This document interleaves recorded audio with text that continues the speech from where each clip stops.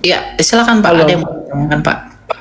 iya, saya ada beberapa pertanyaan, tapi kita mungkin singkat aja karena ada beberapa pertanyaan. Pertama, saya mau tanya tentang apakah Yesus adalah Isa? Tapi kalau menurut saya sih bukan ya. Itu dulu deh, coba jawab. Yesus adalah Isa atau bukan? Isa yang di mana dulu? Isa, kalau menurut Islam kan Nabi Isa adalah Isa Yesus. yang di mana dulu? Ya, kita tidak kenal Nabi Isa itu siapa. Kita tidak Oke, tahu itu berarti siapa. berarti kayak ada kemarin dulu kan ada namanya hari perayaan kenaikan Isa Al-Masih ya. Berarti itu bukan kenaikan Yesus Kristus ya? Ya, Yesus dan Isa itu secara ponetik itu sama. Tapi pribadinya itu berbeda kalau dibandingkan dengan kitab sucinya mereka. Yesus itu adalah Isa. Yesus adalah Isa. Karena Yesus nama Indonesia dari Yunani, sedangkan Isa itu nama penyebutan orang Syria. Tapi pribadinya tetap kepada Alkitab. Sama seperti Jono. Jono di Indonesia disebut dengan Joko di Kalimantan. Kalau pribadinya sama mah nggak apa-apa. Tapi kalau namanya sama, pribadinya berbeda ya nggak sama. Jono di Kalimantan dengan Jono di Jakarta itu kan beda orang. Gitu. Jadi bedakan persamaan nama dan persamaan pribadi. Kalau disandingkan dengan iman abad ke-7, itu tidak sama pribadinya. Persamaan nama saja, pribadi tidak sama. Karena pribadi di kita tersalib, kalau di mereka diserupakan. Pribadinya kita lahirnya di Bethlehem, mereka di bawah pohon korma. Itu pohon korma yang nggak jelas di mana pohon korma itu ada. Ya, Yesusnya kita, Isanya kita itu lahir dari Maria, dari Yehuda. Ya, Isanya mereka lahir dari Maryam, dari Lewi karena saudara Harun. Oke, Ya, berarti berbeda tidak jelas sama. ya. Oke, tidak sama, bagus. Oke, pertanyaan kedua, saya sering banget melihat bagaimana Yesus kita, Raja kita dihina, gereja kita dihina.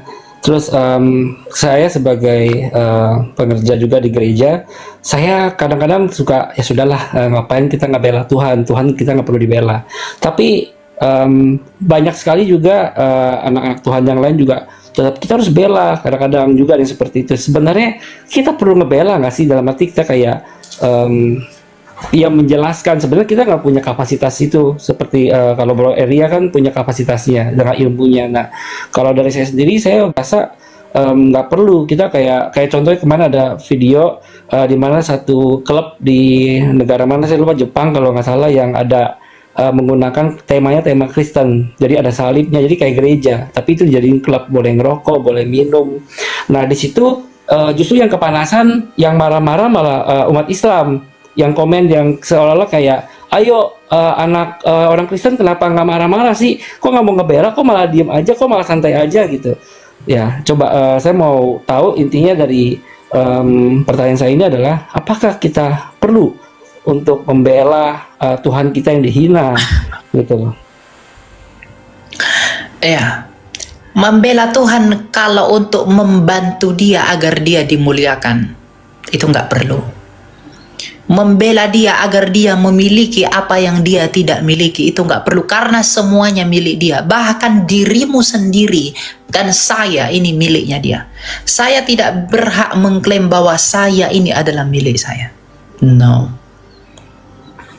Ya, jadi kalau membela untuk memberikan sesuatu kepada Tuhan, atau kita membela karena motivasi dia tidak kuat, dia kurang kuat, atau dia kurang cerdas, dia kurang pandai, tidak perlu. Tapi pembelaan dalam iman kekristenan dimaksudkan apa? Untuk menguduskan namanya. Karena doa Kristus adalah, Bapa kami yang di surga, dikuduskanlah namamu. Jadi pembelaan kita kepada iman kekristenan itu adalah untuk menguduskan Kristus dan karyanya, agar orang yang bisa diselamatkan itu tidak terhambat oleh karena tuduhan-tuduhan liar orang lain.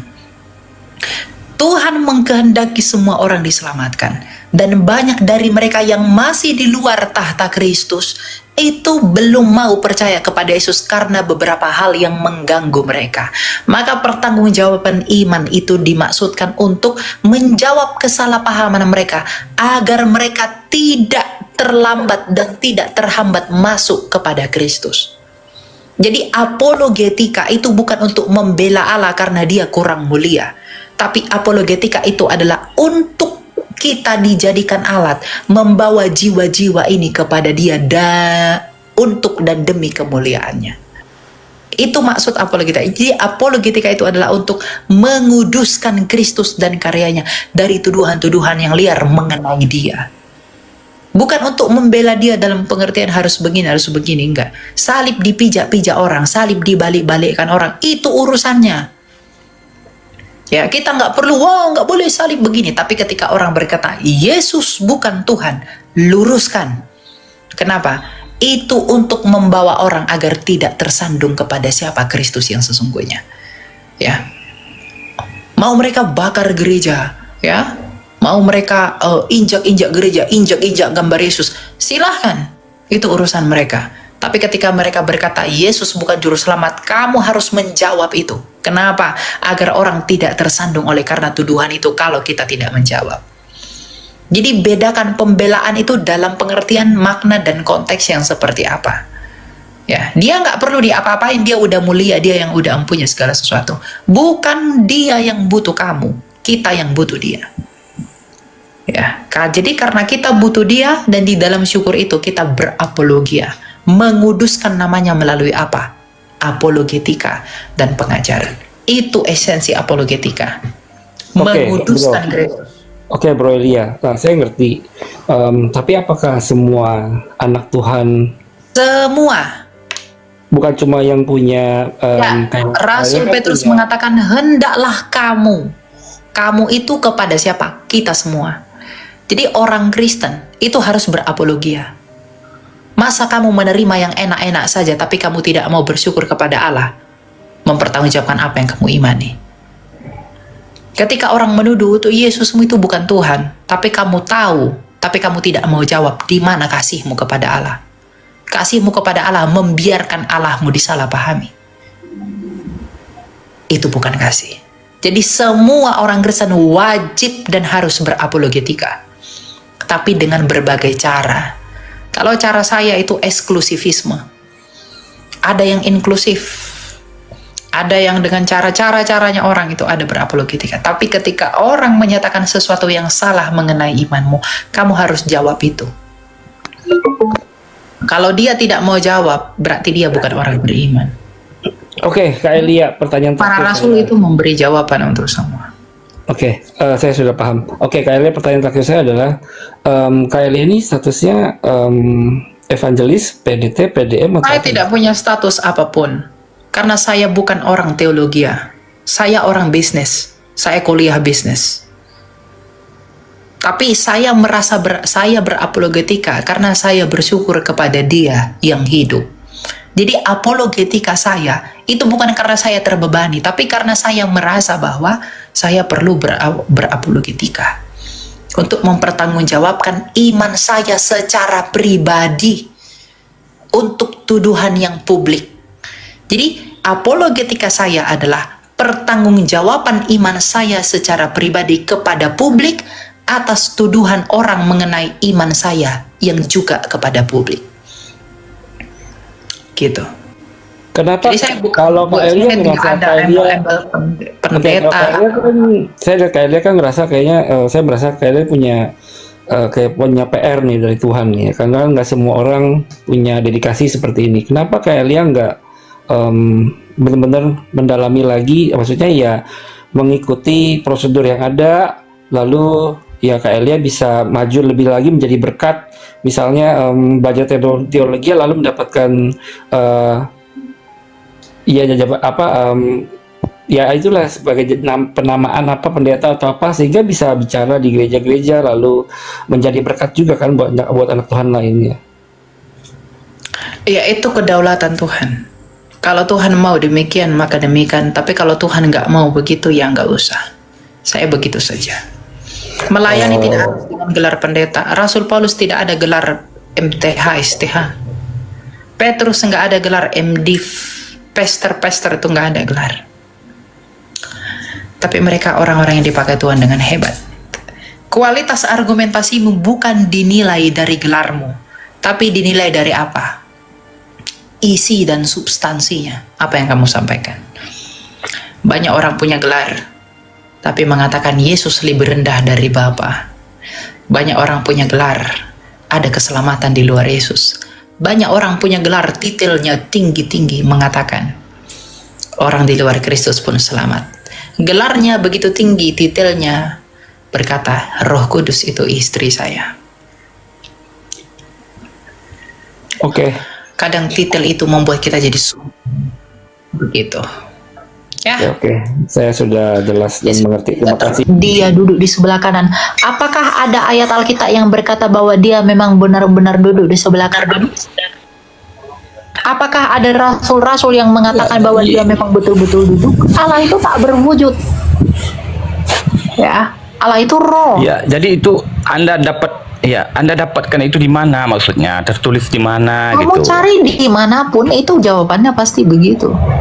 Itu budaya, itu budaya. Enggak, yang ini iya, Anda menjawab itu budaya. Terdapat di mana gitu? Tertulis di mana itu budaya Yahudi kan begitu, supaya tidak ada kesannya itu ngarang dari adik gitu loh. Oke, anak Allah itu adalah Allah, ada nggak di dalam Alkitab ditulis?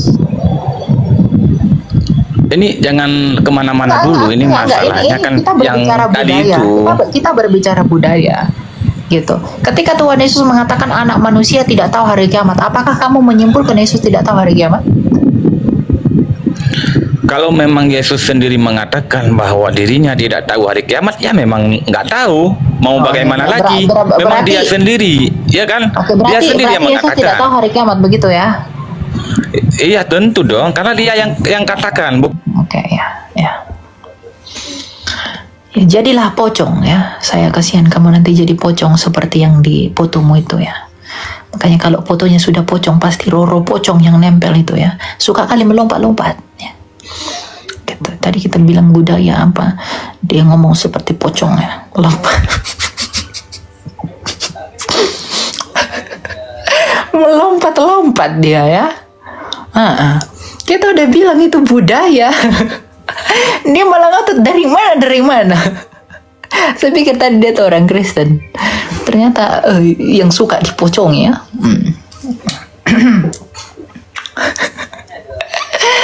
Silakan Maraju.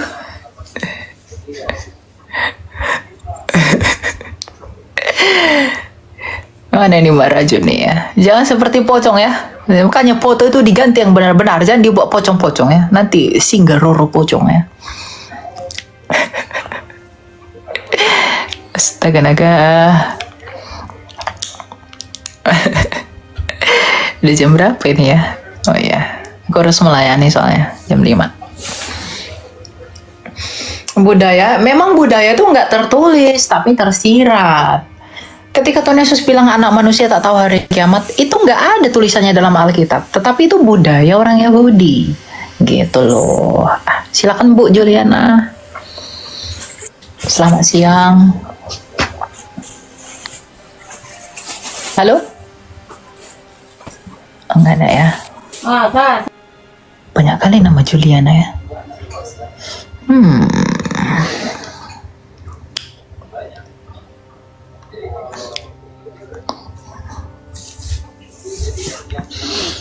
Jadi yang betul-betul aja ya.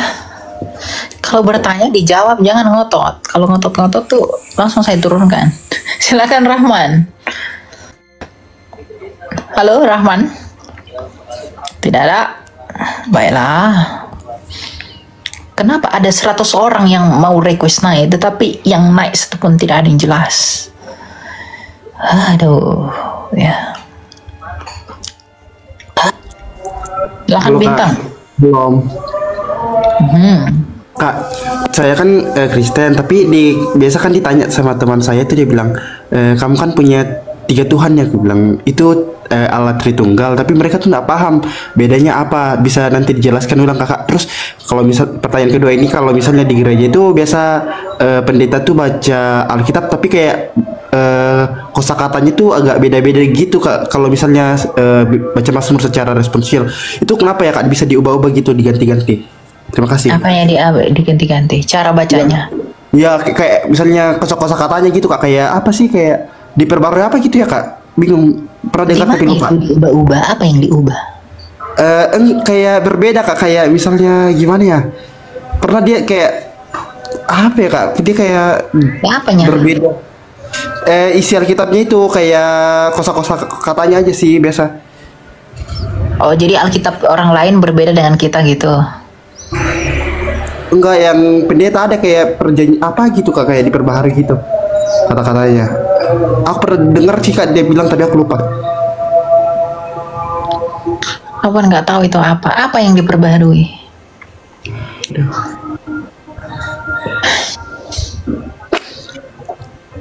Santai dulu, pelan-pelan. Yang diperbarui tadi apa?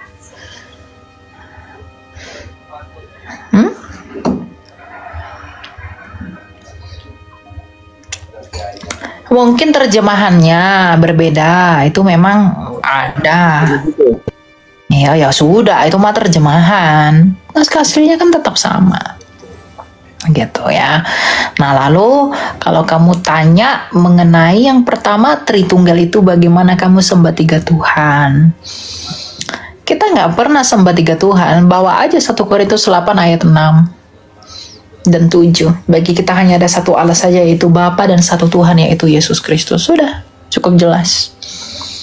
Tritunggal itu tidak berbicara tentang berapa Allah, tapi tentang bagaimana Allah. Allah yang esa, yaitu Sang Bapa yang memiliki firman dan roh. Itulah Allah. Gitu. Sama seperti saya manusia satu. Elia itu satu, tapi saya punya tubuh, saya punya firman atau pikiran, saya punya roh. Maka Allah itu pun begitu. Allah Sang Bapa memiliki firman dan roh. Itulah Trinitas. Tapi apakah ada 3 Elia? Tidak, hanya ada satu. Apakah ada 3 Allah? Tidak, hanya ada satu. Gitu. Oke? Iya. Kita lanjut ya.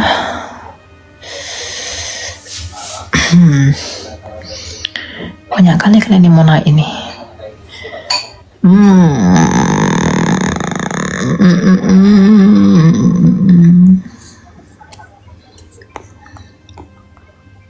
Na na na na na na na na.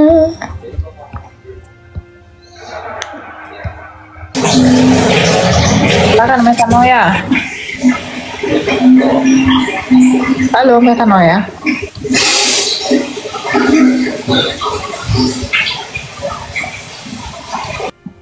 Oke.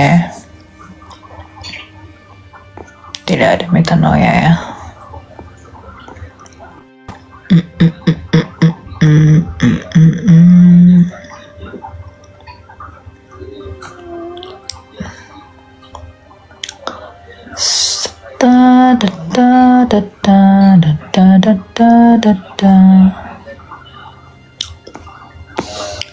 Metanoia itu artinya bertobat ya. Metanoia. Metanoia. Bertobat.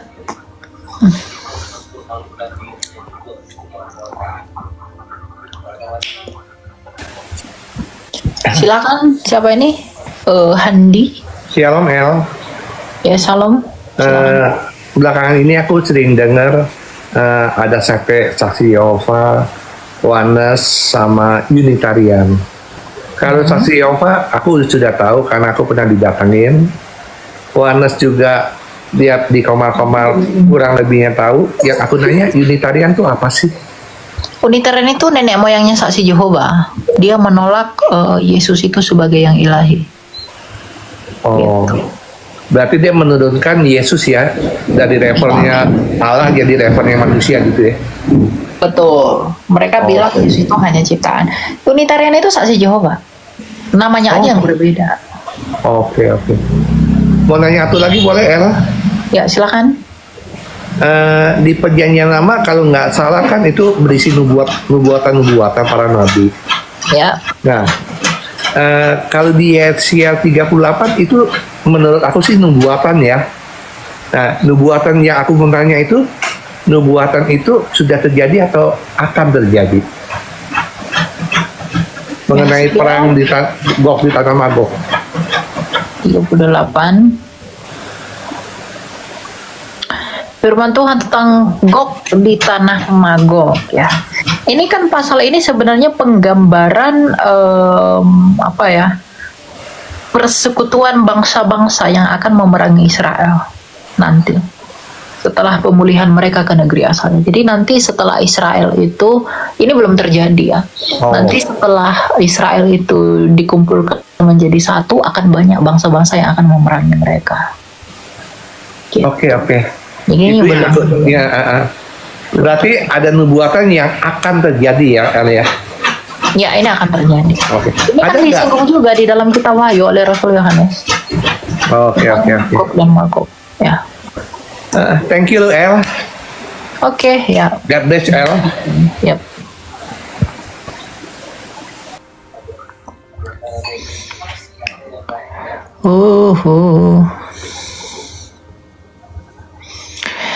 Naik satu, request satu, naik satu, request satu, tak berkurang-kurang. Saya buat live kayaknya juga 1000 kali sehari, kayaknya juga nggak sanggup menampung ya.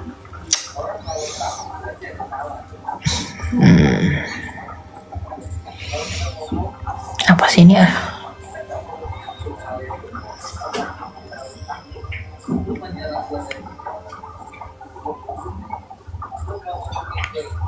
Loh, kenapa dengan WA aku? Kayaknya ada nih yang retas ini.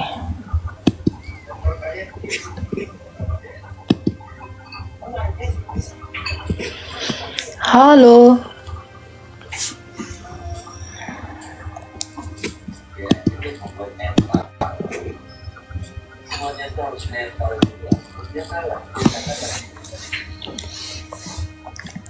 Ada yang berusaha meretas. Entah apalah yang dicari orang ini dari aku ya. Serkadru. Silakan RSW. Halo. Malam Kak. Ya silakan. Ada yang mau ditanya? Silakan Pak. Ada yang mau ditanyakan Pak? Apa yang mau ditanyakan?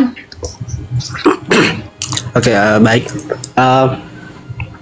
Ada pertanyaan Kak seputar pernah baca atau Kak dengar teori tentang Spinoza Kak Pak? Teori apa itu? Yang dia lebih kepada bukan lagi tentang Allah Tritunggal, tetapi Allah yang lebih jamak, dalam artian dia memahami Allah itu tidak lagi dalam 3 pribadi tetapi dalam banyak pribadi. Kemudian dia pendekatannya itu lebih kepada pendekatan kosmos, di mana Allah yang tidak ada tuh Allah yang transenden itu adalah Allah yang omnipresent yang dapat dilihat dari segala aspek yang dari segala aspek dari ciptaannya.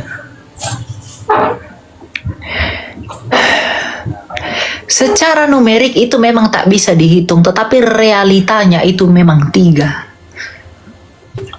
Tetapi untuk menumerikkan realita itu tidak bisa, memisah-misahkan realita itu nggak bisa. Karena dia hakikatnya adalah roh. Bedakan hakikat Allah yang adalah roh dengan rohnya Allah yang adalah Roh Kudus. Jadi transendensitas Allah itu yang memenuhi segala sesuatu, kita nggak bisa memisah-misahkan mana yang firman, mana yang roh, mana yang Bapa. Itu kita nggak bisa pisahkan. Tapi secara ordinal dia itu satu sebagai Allah. Jadi kalau dikatakan dia itu banyak, itu adalah upaya manusia untuk menumerikkan Allah. Itu salah. Ngapain begitu? Allah kok dinumerikkan? Allah itu ordinal, satu. Esa, dia itu ehad, bukan yahid. Beda esanya ehad, beda esanya yahid. Itu beda. Jadi kalau dikatakan bukan lagi dalam 3 pribadi, 3 pribadi di sana, makna yang lebih tepat di sana adalah 3 realita. Tapi mengenai masing-masing realita ini, jangan Anda berpikir realita-realita ini satu dalam pengertian ekonomis. Lalu ada 3 realita, lalu 3 secara ekonomis. Tidak, itu saling mendiami, saling bersatu, tidak dapat dihitung. Tetapi realitanya itu bisa kita ketahui sesuai dengan apa yang kitab suci saksikan. Gitu. Mengenai firman dulu dihitung-hitung berapa firman, berapa ini dan nggak bisa, lalu dipisah-pisah nggak bisa. Firman tetap firman, Bukan berarti firman itu hanya sebiji secara numerik. Firman itu satu dalam keseluruhan realitanya sebagai sang firman. Bapa itu satu dalam realitanya sebagai Bapa. Roh Kudus itu adalah satu dalam realitanya sebagai Roh. Tetapi nggak mungkin dengan demikian kita mensatukan itu dalam pengertian satu matematika. Itu nggak bisa. Gitu loh. Karena hakikatnya adalah roh. Dan itu tidak bisa dihitung. Ya, jadi itu salah itu. Tidak ada itu yang begitu. Jangan percaya kepada ajaran baru-baru ya. Buat ajaran baru lah inilah. Jangan percaya, oke? Gitu ya, siapa namamu? RSW. Begini, kan kebetulan teorinya Spinoza ini adalah teologi yang memang pada abad atau masa liberal yang memang di situ masa-masa tersebut memang berhadapan dengan kaum yang memang dalam kaum rasional. Jadi Spinoza beranggapan bahwa teori kosmologi ataupun dalam artian seluruh alam ciptaan bisa menggambarkan tentang alat tersebut dalam artian seluruh alam ciptaan ini bisa menjadi semacam wadah untuk dari Allah yang transenden itu menjadi Allah yang kelihatan begitu. Bagaimana tentang itu, Kak? Allah yang kelihatan itu Yesus sendiri. Nggak ada alam-alam. Alam itu menunjukkan kemuliaannya Dia. Tidak bisa mendalami hakikatnya. Hakikat Allah siapa yang bisa pahami? Tak satu pun. Nggak ada yang bisa memahami hakikat Allah di semesta ini. Nggak ada. Jadi kalau dia bilang kosmos, itu menceritakan hakikat Allah itu salah. Itu menggambarkan betapa agungnya dan besarnya Dia, itu benar. Tetapi untuk menggambarkan hakikat Allah yang dia hitung-hitung itu nggak bisa. Gitu. Masa yang diciptakan menggambarkan Dia pencipta? Ya nggak bisa. Gitu. Ya, tapi untuk menunjukkan kemuliaan dan betapa besarnya Ia atas karya agungnya yaitu alam semesta ini, itu bisa dibenarkan. Tetapi kalau melalui kosmos kita bisa mengetahui hakikat Allah, itu mustahil.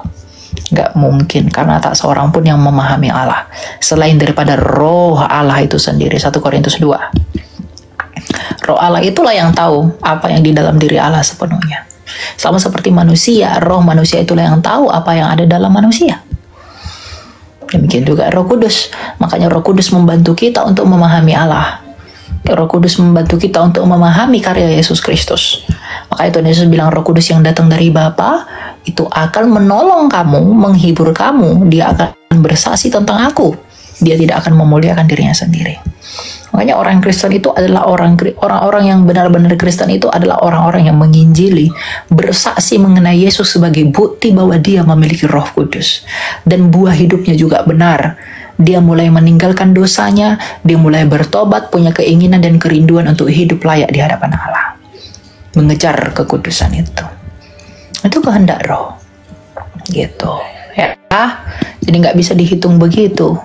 Apapun premisnya dia membuat seperti itu, kesimpulannya tetap salah. Karena cara dia melihat pun sudah salah. Gitu. Ya, apalagi kaum liberal. Ya, namanya juga teologi liberal. Teologi liberal itu harus dilawan. Orang-orang liberal itu harus dikasih mengerti betapa eksklusifnya Kristus Yesus Tuhan dan Mesias yang hidup itu. Yang mengeksklusifkan itu bukan dalam narasi dan juga semangat arogansinya kita orang Kristen, tidak. Tapi dalam semangat bahwa mereka harus dipersatukan dengan Kristus yang sama dan satu, yang adalah firman Allah yang hidup. Itu yang harus dibawa kepada mereka. Karena liberal-liberal pun mereka tidak tahu kemana roh mereka setelah mati. Maka kita harus tuntun mereka agar mereka datang kepada Kristus yang telah mati dan namun hidup kembali. Gitu. Nggak ada yang kamu peroleh dengan menjadi liberal. Ideologi liberal itu tidak membuahkan apapun. Maka pandangan liberal yang kamu berikan kepada saya itu tidak berguna, karena itu kebodohan bagi Allah. Itu tidak berguna bagi kita orang percaya. Tapi itu akan membanggakan bagi orang-orang yang mau binasa. Karena Rasul Paulus berkata, hikmat bagi dunia ini adalah kebodohan bagi Allah. Dan hikmat bagi Allah adalah kebodohan bagi dunia. Jadi pandangan orang liberal itu adalah kebodohan bagi kita yang mengambil bagian di dalam rencana ilahi. Gitu ya. Siapa namamu? RSW? Satu lagi Kak, boleh lah. Silakan. Begini, dalam kan kalau dalam teori hipostatik dia mengatakan bahwa Allah satu dalam keilahiannya dengan relasi yang berbeda. Dalam artian Allah Tritunggal, misalkan Allah adalah Bapa, Anak adalah Bapa, Roh Kudus adalah Bapa. Tidak ada, Roh Kudus adalah Bapa. Aduh. Bapa adalah Allah, Yesus adalah Allah, Roh Kudus adalah Allah. Oh ya, Mas, sorry. Begini, dalam artian satu kesatuan dalam relasi yang berbeda. Jadi, tapi itu yang tadi maksudnya Bapa adalah Allah, Anak adalah Allah, Roh Kudus adalah Allah itu sendiri. Kemudian, tetapi ini yang bikin kayak kurang mengerti tentang yang dikatakan bahwa tiga pribadi ini adalah Allah, tapi misalkan Bapa ini bukanlah Yesus, kemudian Yesus ini bukan Roh Kudus, dan Roh Kudus itu bukan Yesus. Maksudnya dalam artian satu kesatuan dengan relasi yang berbeda itu bagaimana Kak? Allah itu kan kasih, ya kan? Allah itu kan kasih, dan firman-Nya, dan Allah itu hidup. Kalau Allah itu hidup, maka firman-Nya pun hidup. Ya. Karena firman itu hidup, maka firman itu punya kesadaran, maka dia bisa mengasihi. Sang Bapa mengasihi Putra, dan kasihnya itu dicurahkan oleh Roh-Nya yang kudus, Roh Kudus.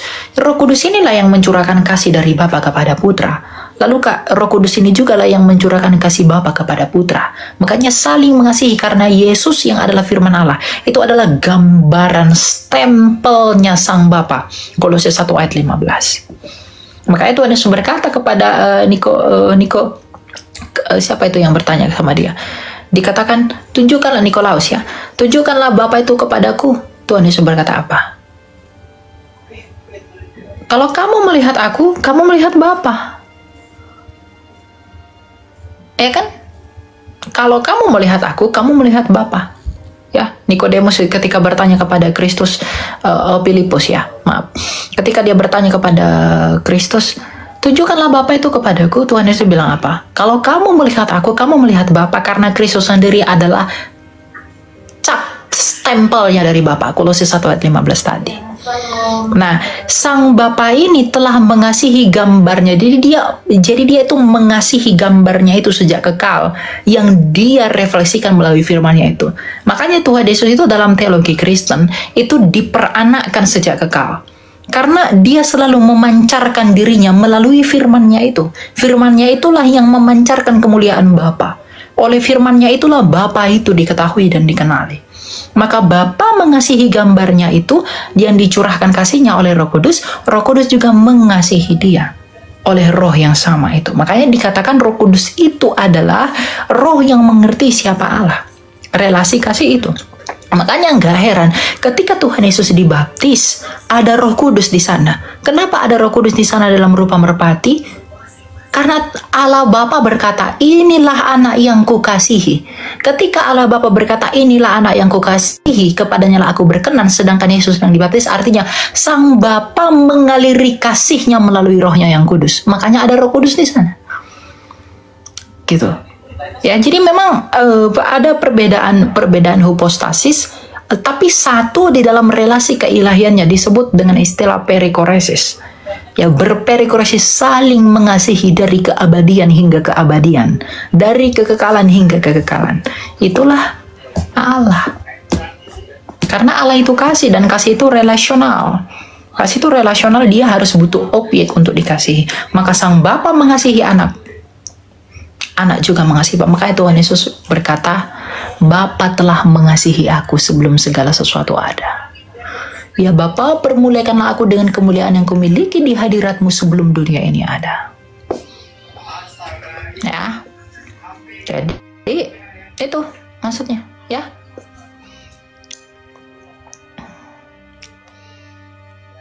Siapa tadi namanya? RSW?